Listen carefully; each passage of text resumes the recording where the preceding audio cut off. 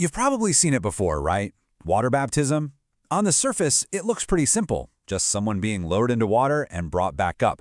But what if there's way more going on than what we see? Today, we're going to dive deep into that very idea, drawing from a powerful teaching called dying to rise. And right there, that's the heart of what we're talking about. There's this tension between what our eyes see and what heaven sees. This simple act is presented as a moment where the physical world and the spiritual world totally intersect. So what exactly is happening that we can't see? Okay, so to really get what's going on under the surface, we have to start by kind of redefining the act itself. The source we're looking at argues that it's not just about water, and it's definitely not just a ritual, it's a divine declaration. And this distinction is huge. On one side, you have this idea of baptism as maybe a stuffy old church ritual, but this teaching flips that on its head, saying it's actually an active public announcement.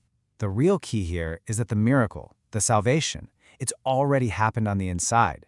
The baptism is just showing the world what's already true in the heart. Think of it like this. Faith always starts in the heart, where no one else can see it. Baptism is presented as the moment that unseen faith steps out into the light. It's when a personal belief becomes a visible, public statement. You could say it's the moment faith finally finds its voice. All right, so if baptism is this big public statement, the next obvious question is why? Why do it? Why is this specific act so important? Well, the source boils it down to two core reasons: identification and obedience. The first reason is pretty straightforward: obedience. The teaching points directly to this command from Jesus, and it's framed not as some gentle suggestion, but as a really integral part of what it means to follow him. It's presented as a foundational instruction for every disciple. And the second reason? It gets even more personal. It's all about identification. The idea is that through baptism, you take the huge, central story of Christianity, the death, burial, and resurrection of Jesus, and you publicly say, that story, that's my story now too. So the action itself becomes this powerful, living picture.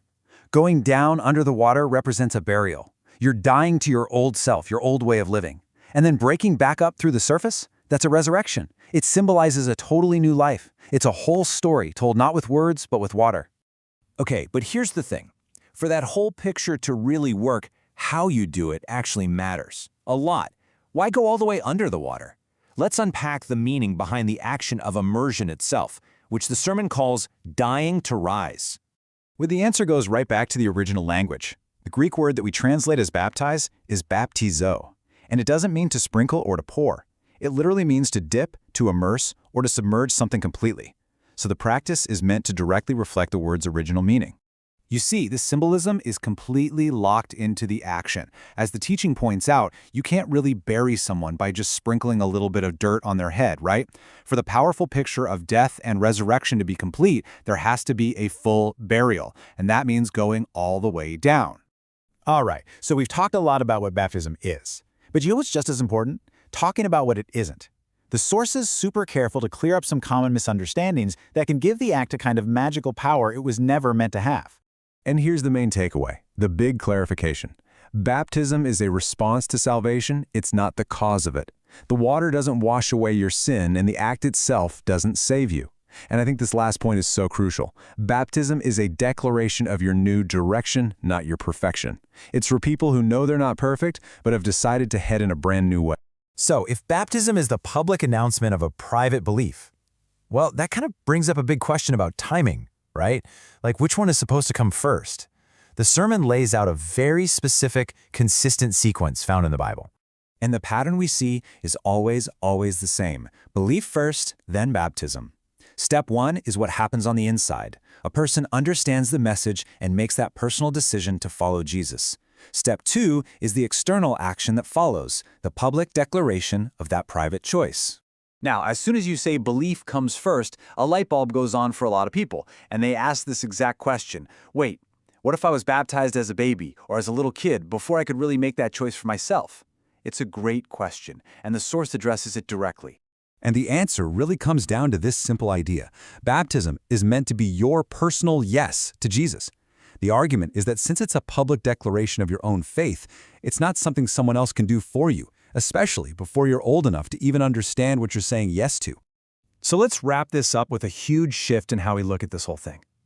What if baptism isn't about ending something, but about beginning everything? It's presented not as a final step, but as the exact moment a new identity really begins. This is where all those pieces we've been talking about really click into place. This one act of obedience becomes this massive turning point. It's like a public goodbye to old labels, to shame and guilt. It's a declaration that says, I'm under new ownership now, and it's a step into a new level of spiritual confidence. And that brings us to maybe the most important takeaway of all.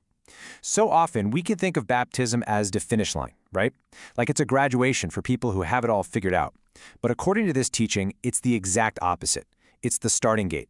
It's the public commitment that says, my race, it begins today.